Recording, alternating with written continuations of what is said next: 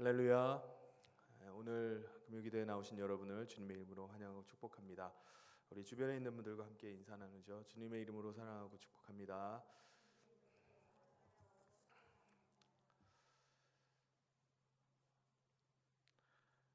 우리가 지금 이제 연말을 보내면서 성탄절이 가까우면은 사람들의 마음이, 믿지 않는 사람들도 마음이 들뜨고 또 서로 간에 한 해를 마무리하면서 그동안 소원했던 관계들, 또 연락이 뜸했던 사람들 연락을 하고 서로 만나고 또 서로 기쁨의 시간을 갖는 게 이제 연말의 분위기인데, 요즘 들어와서 이 연말의 분위기가 사라져가고 사람들의 마음이 다치게 되고 또 위축되고 분위기가 냉랭해진 것을 우리가 보게 됩니다. 우리가 사는 동안에 여러 가지 많은 어려움들도 있고 또 그 가운데서 우리 가운데는 눈물을 흘릴 때가 있어요. 눈물을 기뻐서 흘리는 때도 있죠. 기뻐서 또 행복해서 흘리는 눈물도 있지만, 너무나 아파서, 너무나 슬퍼서, 또 너무나 한탄스러워서 흘리는 눈물도 있습니다.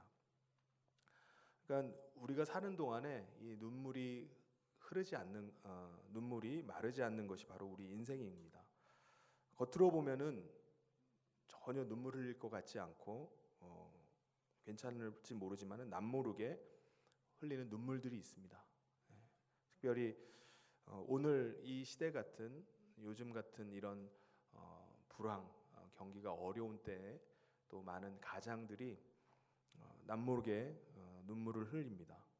직장에서 일어난 일을 집안에, 가정에 다 일일이 다 얘기는 하지 못하고 퇴근을 하고 나서도 집으로 곧장 오는 게 아니라 눈물을 삭이면서 눈물을 흘리는 그런 가장들이 많이 있습니다. 그러니까 우리가 사는 이 세상에는 눈물 마를 날이 없어요. 오죽하면 다윗이 시편 56편 8절에 뭐라고 말했죠? 나의 눈물을 주의 병에 담으소서라고 이렇게 표현을 합니다. 이 말이 자신이 사는 동안에 얼마나 많은 눈물을 흘렸으면, 이렇게 하나님, 제가 얼마나 많은 눈물을 흘렸는지 제 눈물을 한번 병에 담으면 얼마나 많은지 몰라요 라고 하나님 앞에 자신이 얼마나 많은 눈물을 흘렸는지를 하나님 앞에 호소하는 것입니다. 그런데 우리가 흘리는 이 눈물이 언제까지 이렇게 계속 흘려야 되는 거죠? 언제 우리의 눈물이 멈추게 되는 겁니까? 그러면 성경을 보면은 우리가 선한 싸움을 다 싸우고 달려갈 길을 다 마치고 믿음을 지킨 다음에 우리가 주님 앞에 섰을 때, 그때 우리의 눈물이 그친다라고 말씀하십니다. 요한계시록 21장 4절에 모든 눈물을 그 눈에서 닦아주시니 다시는 사망이 없고 애통하는 것이나 곡하는 것이나 아픈 것이 다시 있지 아니하리니 처음 것들이 다 지나갔음이로라. 우리가 주님 앞에 서는 그날, 주님이 하나님의 나라 가운데 우리가 들어갔을 때 주님이 우리에게 가장 먼저 해주시는 것이 바로 우리 흘렸던 그 눈물을 닦아주시는 일입니다. 그러니까 우리가 주님 앞에 서는 그날까지는, 우리가 이 세상을 사는 동안에 우리에게 우리가 눈물을 흘리면서 살 수밖에 없는 것이 우리의 인생입니다. 이것이 대놓고 막 펑펑 우는 것이 아니라 우리가 얼마나 많은 상황 속에서 우리의 눈물을 삭이면서 우리 마음으로 울면서 이렇게 살아가는 때가 많은지 모릅니다. 성경을 보면은 하나님의 사람들 가운데도 이 눈물의 사람이 많이 있었어요.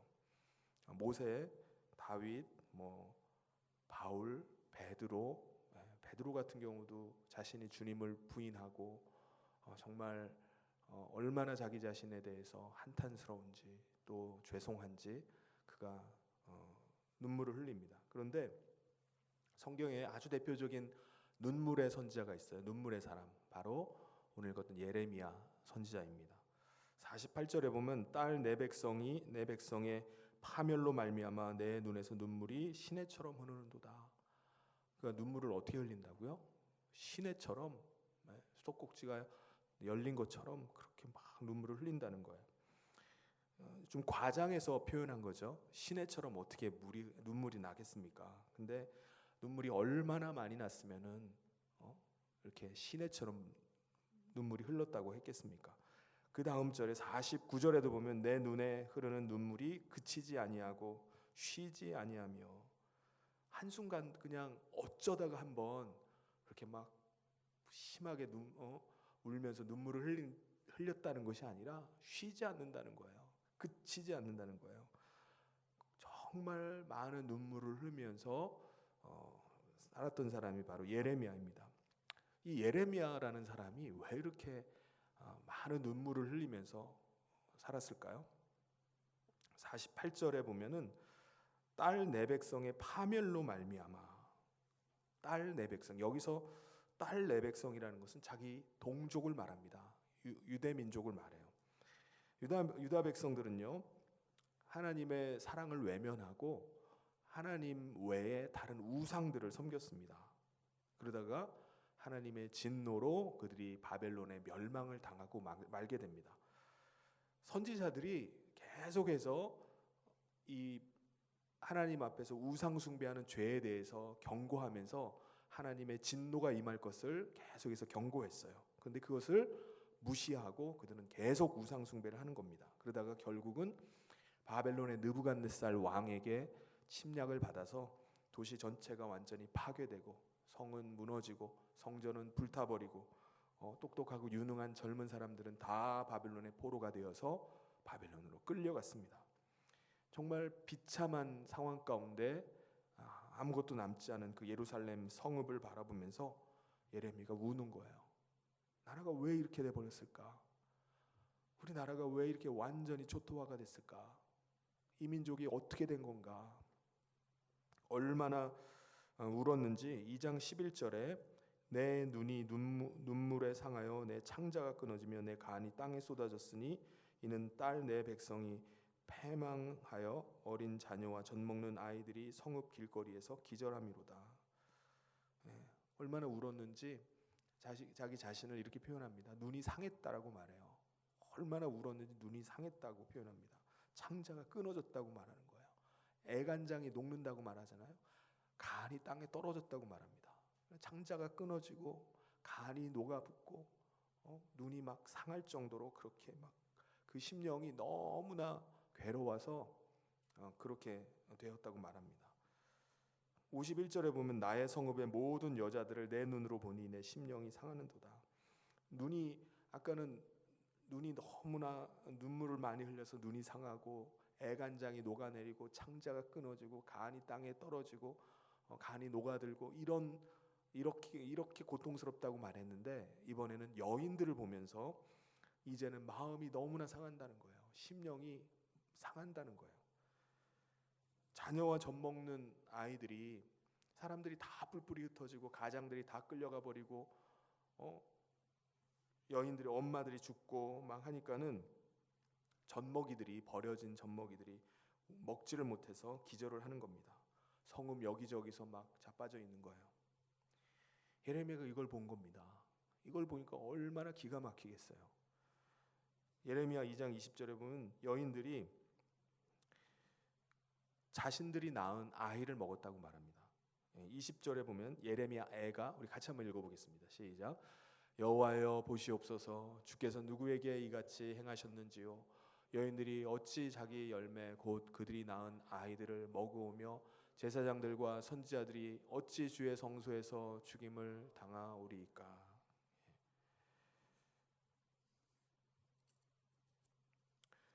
예루살렘 성이 포위가 되니까 복음로가 완전히 차단이 되니까 더 이상 식량이 들어오질 않는 거예요.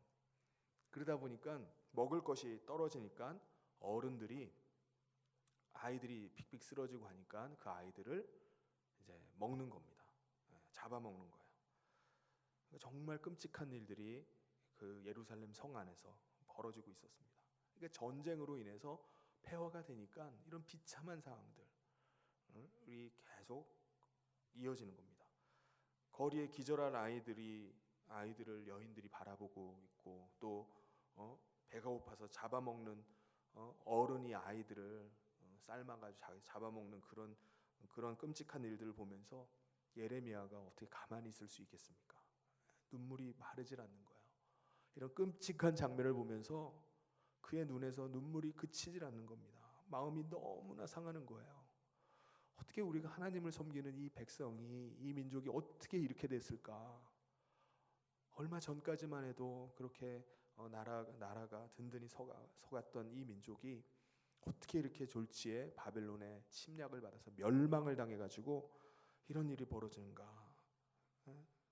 애간장이 끊어지고 창자가 끊어지고 간이 녹아져 내리고 가슴이 막 난도질을 당하는 것 같은 그런 고통이, 마음의 고통이 막 밀려오는 것이었습니다.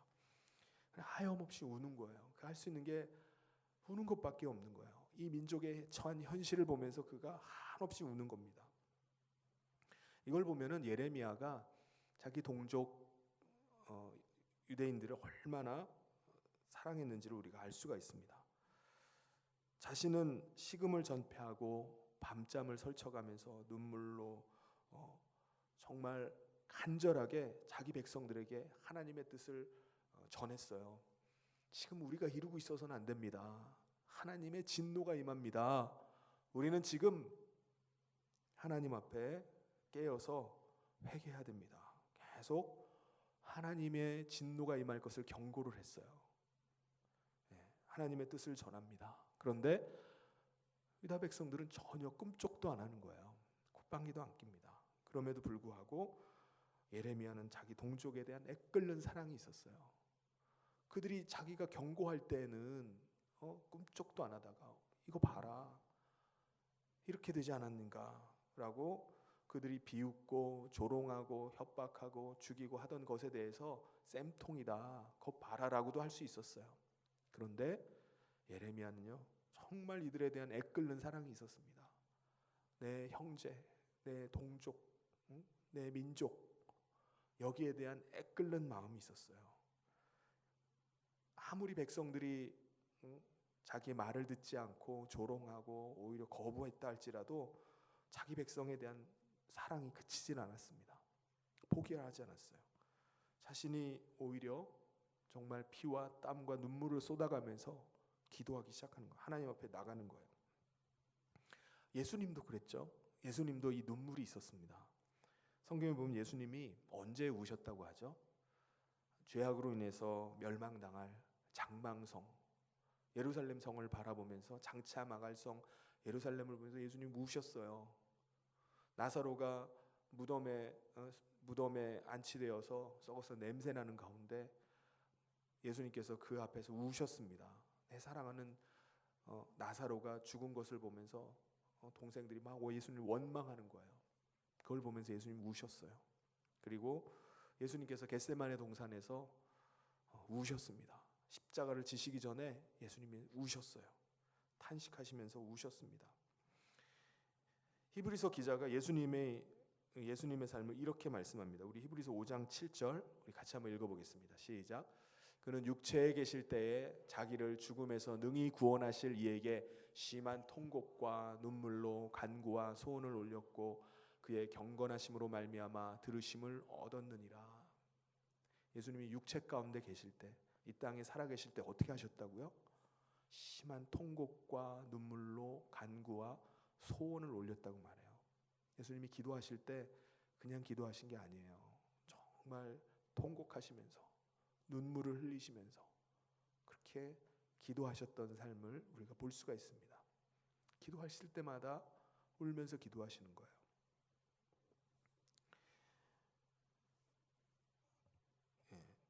그렇다면 오늘 우리에게는 이런 예레미야가 가졌던 그 마음과 그 눈물이 있나요?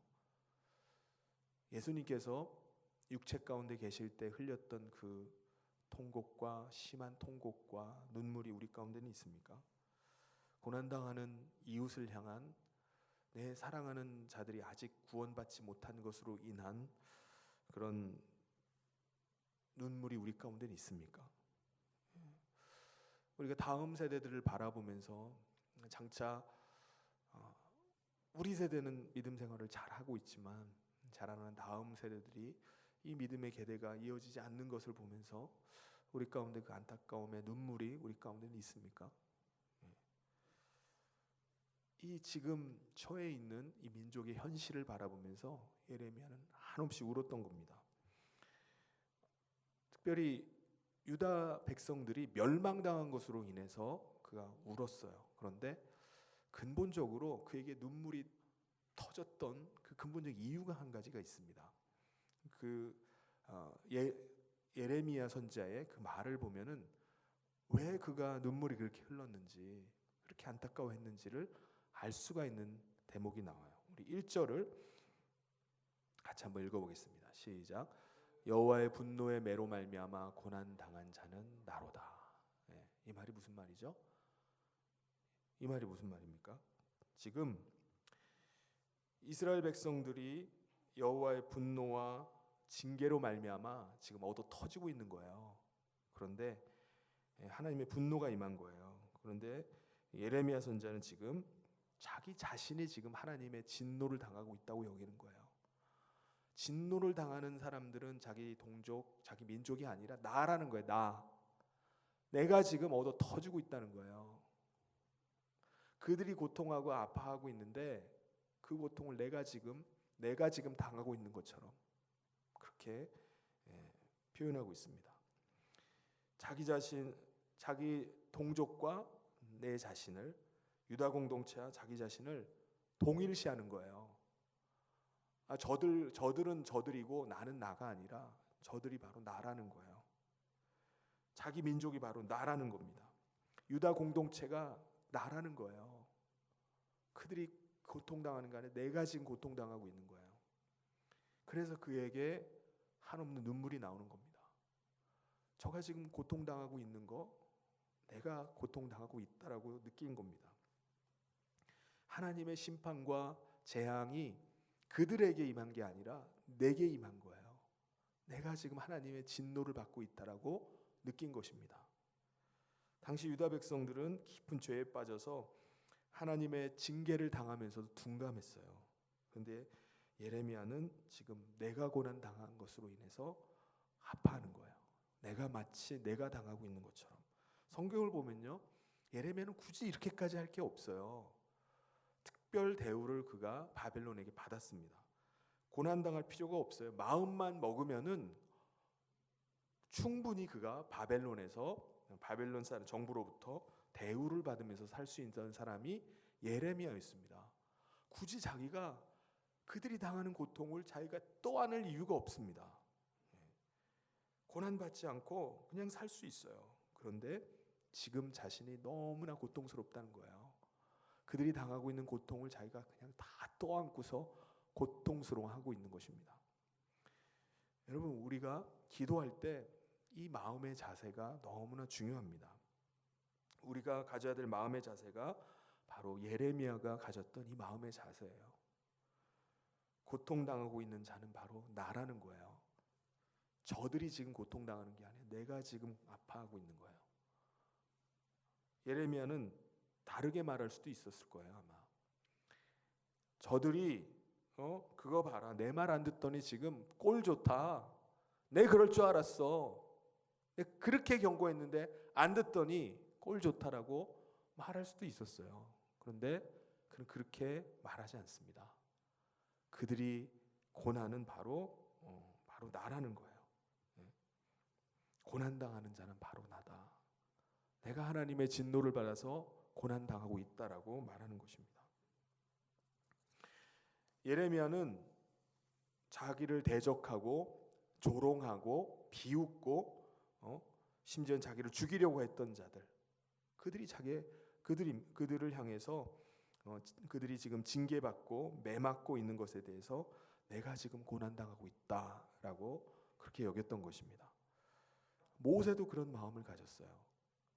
출애굽기 32장 31절 32절에 보면은 모세가 여호와께로 다시 나아가 여짜오되 슬프도소이다. 이 백성이 자기들을 위하여 금 신을 만들어 싸우니 큰 죄를 범하였나이다. 그러나 이제 그들의 죄를 사하소서. 그렇지 아니하시면 원하건대 기록하신 책에서 내 이름을 지워버려 주옵소서. 그들의 죄에 대해서 자기가 마치 지은 죄처럼 그렇게 고백을 하는 겁니다. 그들이 죄를 지었습니다가 아니라 내가 죄를 지었습니다. 내 이름을 생명책에서 지워버리십시오라고 그렇게 하나님 앞에 호소하는 겁니다. 바울도 그러죠. 바울은 뭐라고 했죠? 로마서 9장 3절 우리 같이 한번 읽어보겠습니다. 시작. 나의 형제 곧 고륙의 친척을 위하여 내 자신이 저주를 받아 그리스도에게서 끊어질지라도 원하는 바로다. 자기 동족, 자기 민족의 구원에 대해서 너무나 안타까워하는 거예요. 그래서 자신이 저주를 받아서 그리스도에게 끊어질지라도 내 동족만은, 내 형제만은 꼭 구원을 얻어야 된다는 거예요. 그는 그고 나는 내가 아니에요. 이게 같다는 거예요. 자기 형제와 자기 동족에 대한 그 애끓는 마음이 있었어요. 그러므로 그래서 그가 자기 민족에 대해서 자기 가족이 구원받는 거, 구원받기를 위해서 그렇게 애를 썼던 것입니다. 우리는 이런 거룩한 부담감이 우리 가운데 있어야 돼요. 그럼 언제까지 울어야 됩니까? 우리 50절 말씀에 보면 여호와께서 하늘에서 살피시고 돌아보실 때까지니라. 계속 울면서 기도하는 언제까지? 하나님이 살피시고 하나님이 돌아보실 때까지 계속 기도하는 거예요. 우리가 언제까지 이 문제를 놓고 기도합니까? 문제가 응답될 때까지. 언제까지 기다려야 되는 거죠? 하나님이 응답하실 때까지. 언제까지 눈물과 이 고통 가운데 있어야 됩니까? 주께서 더 좋은 곳으로 갚아 주실 때까지. 그때까지 예레미야가 기도하겠다는 거예요. 이게 해담입니다. 눈물만 흘리고 있나요? 눈물만 흘리고 있는 것이 아니고 운다고 문제가 해결되는 것은 아닙니다. 눈물만 흘리고 있는 게 아니라 지금 예레미야가 하는 건 뭐죠? 기도하는 단계까지 나가는 거예요. 기도. 40절에 보면 우리가 스스로 우리의 행위들을 조사하고 여호와께로 돌아가자. 우리의 행위를 조사하고, 이 말은 우리에게 숨겨진 것을 찾아서 세심하게 살펴본다는 거예요. 그러니까는 우리가 하나님 앞에서 죄악이 무엇인지, 내가 숨겨놓은 죄악이 무엇인지 그것을 살펴보는 거예요. 그것을 하나님 앞에 토로하는 거예요. 하나님 앞에 내어놓는 겁니다. 이스라엘 백성들이 가나안 땅을 정복해 나가면서 아이성 전투에서 패배를 하죠. 왜 그렇죠? 아간이 죄를 저질렀기 때문이었습니다. 그러니까 아간의 죄가 드러나니까 아이성 전투에서 승리할 수 있었어요. 그들의 죄가 드러나지 않았다면 승리할 수 없었을 것입니다. 그러니까 드러나야 돼요. 모든 죄가 드러나야 됩니다. 그래서 말씀을 듣는 중에도 하나님과 나 사이에 뭔가 가로막힌 것이 있으면 드러나야 돼요. 드러남을 통해서 하나님 앞에서 내가 숨기고 있는 것이 다 제거가 되고, 그것이 드러남을 통해서 하나님과 우리 사이에 가로막고 있는 것들이 열려지게 되는 것입니다. 드러나는 것은 좋은 거예요. 그래서 하나님의 임재가 임하면, 빛이 임하면은 드러나야 됩니다. 우리를 가로막고 있는 것이 제거가 돼야 돼요. 그래서 우리가 하나님 앞에 기도한다면은 분명히 이게 있어야 됩니다. 드러나야 돼요. 숨기고 있고 끝까지 감추고 있고 끝까지 드러나지 않는 거, 이게 좋은 게 아닙니다. 드러나야 돼요. 하나님의 임재가 임하면은 드러나야 됩니다. 영광의 빛이 임하면은 어둠 가운데 있던 모든 것들이 다 드러나야 돼요. 우리의 죄악도 다 드러나야 됩니다. 하나님 앞에 다 토설돼야 되고요. 다 드러나야 됩니다. 근데 거기서 끝나는 게 아니죠.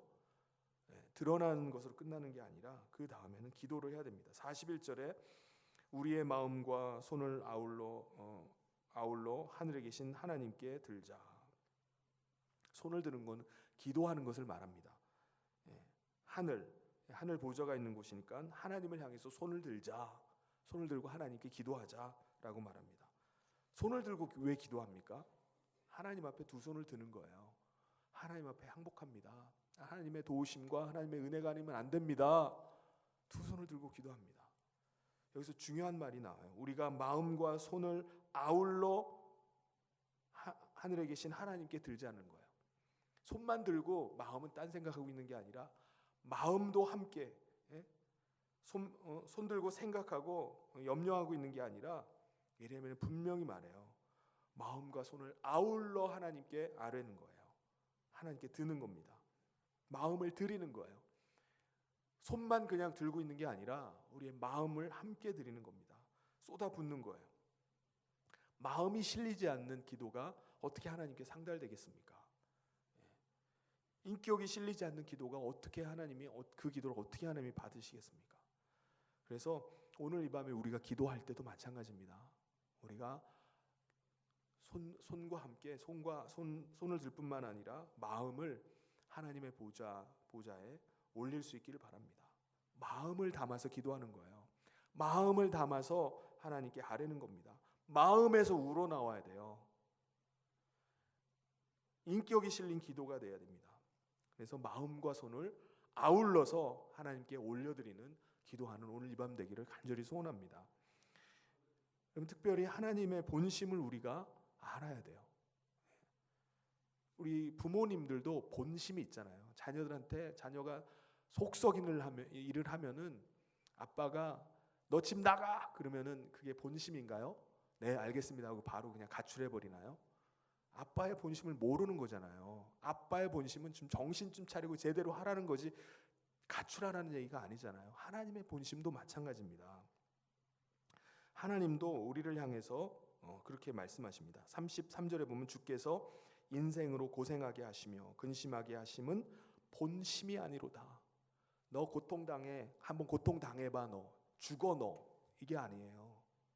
본심은 하나님의 본심은 우리가 고통당해가지고 그냥 그러다가 끝나버리는 것을 하나님이 원하시는 것이 아닙니다.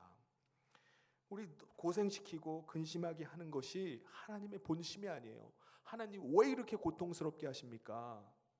라고 하지만 하나님의 본심은 그게 아닙니다. 하나님의 본심을 알아야 돼요. 하나님의 마음은 우리에게 소망을 주시는 것이고 우리를 사랑하시는 것이 하나님의 본심입니다. 그것으로 하나님과의 관계가 다시 온전한 관계가 되는 것이 하나님의 본심이에요. 그로 인해서 하나님이 주시는 하나님의 복과 하나님의 생명을 충만하게 누리는 것이 하나님의 본심이에요. 우리가 하나님의 사랑과 하나님의 그 복을 받지를 못하는 거예요. 그러니까 하나님이 징계를 하셔서라도 눈물을 쏙 빼놓고라도 회개함을 통해서 그것을 받게 하기를 원하시는 거예요. 이걸 깨닫지 못하고 징계 당할 때만 하나님 원망하고 있고 불평하고 있으면 안 됩니다. 정말 우리 영혼이 잘 되고 범사가 잘 되고 강건하기를 원하시는 것이 하나님의 본심이에요. 우리를 때리고 우리에게 분노하시는 것은 다 뺏어가 버리고 완전히 짓밟아 버리려고 하신 것이 결코 아닙니다. 우리가 아무리 깊은 웅덩이 가운데 있다 할지라도 낙심하지 않고 기도할 수 있는 것은 우리가 하나님의 본심을 알면은 그 가운데서 기도하는 거예요. 그걸 모르기 때문에 하나님의 본심을 모르기 때문에 하나님 원망하고 돌이켜서 그냥 자기 갈 길로 가버리는 것입니다. 근데 하나님의 본심을 안다면은 우리는 깊은 웅덩이 가운데 빠져 있다 할지라도 그 안에서 허우적거리고 있다 할지라도 어떻게 해야 되나 걱정과 염려 가운데 있다 할지라도 그래도 기도하는 겁니다. 우리 55절에 보면 여호와여 내가 심히 깊은 구덩이에서 주의 이름을 불렀나이다. 그 가운데서 기도하는 거예요. 하나님의 본심을 아는 사람이 기도하는 겁니다. 할렐루야. 우리가 살다 보면은 내 힘으로 도저히 안 될 것 같은 상황이 있어요. 도저히 빠져나올 것 같은 내가 지금 여기서 어떻게 헤어나오나 깊은 웅덩이 가운데 아주 깜깜한 어둠 가운데 한 치 앞도 안 보이고 나의 미래가 어떻게 될 것인가 완전히 두려움에 휩싸일 때가 있습니다. 근데 하나님의 사람은 세상 사람과 다른 게 뭡니까? 그 가운데 있다 할지라도 내가 깊은 어둠 가운데 있다 할지라도 깊은 웅덩이 가운데 빠져 있다 할지라도 하나님께서 나를 붙잡아 주신다는 그 믿음이에요. 나를 완전히 짓이겨 가지고 웅덩이에 그냥 훅 집어넣어 가지고 끝내버리려는 거 아닙니다. 하나님의 사람 그곳에서도 하나님의 이름을 부르는 거예요. 그 가운데서 하나님을 구하는 것입니다. 이게 하나님의 사람이에요. 어떻게 부르짖어야 되죠? 56절 상반절에 보면 주께서 이미 나의 음성을 들으셨사오니, 이미 나의 음성을 들으셨사오니, 하나님이 내가 기도하면은 들으신다는 그 믿음 가지고 우리가 기도해야 됩니다. 할렐루야. 들으실까 말까? 내가 과연 기도하면 하나님이 듣기나 하실까? 라고 의심 가운데 기도하는 것이 아니라, 내가 기도하면, 내가 어느 상황 가운데 기도하든지 하나님은 분명히 듣고 계셔. 그 믿음 가지고 기도하는 겁니다. 주께서 이미 나의 음성을 들으셨나이다. 지금은 내가 깊은 웅덩이 가운데 있다 할지라도 내 기도를 하나님이 들어주시고 나를 건져주시는 하나님을 향해서 기도하는 거예요. 이게 믿음의 기도입니다. 이게 믿음의 기도예요. 그래서 예수님께서 믿고 구한 것은 받은 줄로 믿으라, 이렇게 말씀하셨어요. 할렐루야.